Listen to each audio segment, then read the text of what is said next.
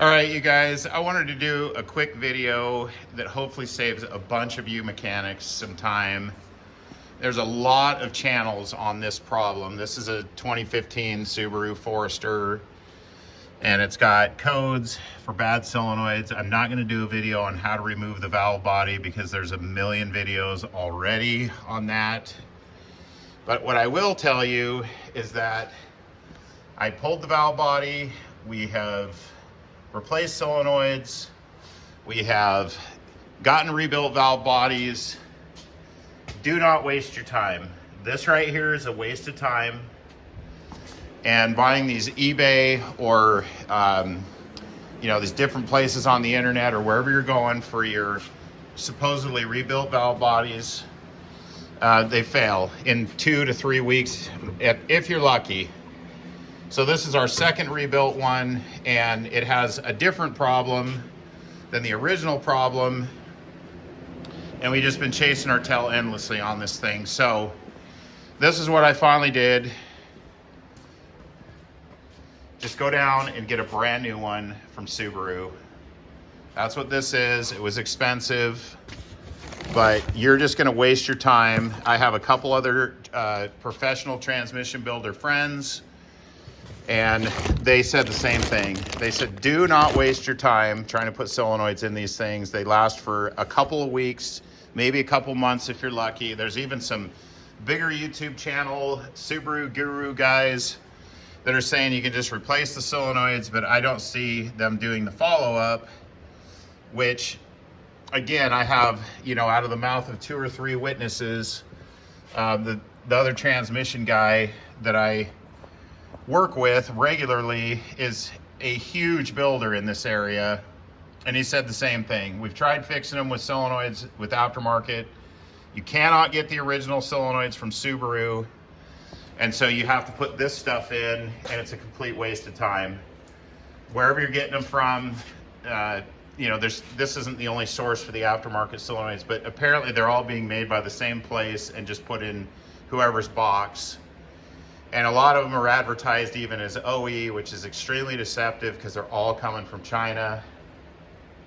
This is an original one. So that's what you should do right off the bat and quit wasting yours and everybody else's time. There's a couple of O-rings associated with this job. There's the part number.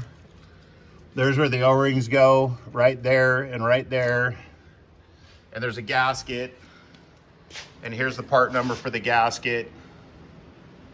And then here's the part number for the Subaru valve body, which I've already shown in the video, but there it is again. So there you go. Just go get a factory one, put it in, and be done. I wanted to make sure I did a follow-up on this car. Done about 5 drive cycles, 4 or 5. And we have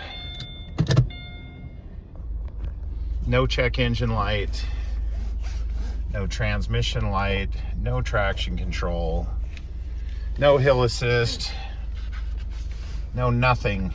It's all working the way it should work with the factory Subaru valve body. So this will be the 5th or 6th time that it's been driven just to make sure.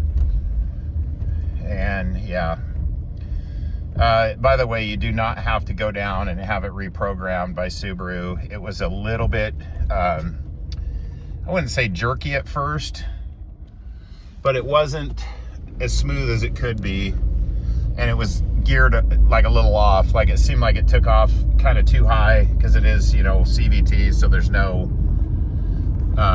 gear changes, but it seemed like a little over geared maybe. And then once it got used to the driving style, I took off from a dead stop quite a few times. I cycled the key quite a few times, just pulled over and stopped and then restarted the car. And now if you hopped in and just drove it around, you would have no idea that it ever had an issue. It works absolutely, it's snappy out of the hole. And if you punch it, it takes off. So yeah, it's working great. Then if you back off on the throttle, it drops the RPM way back down.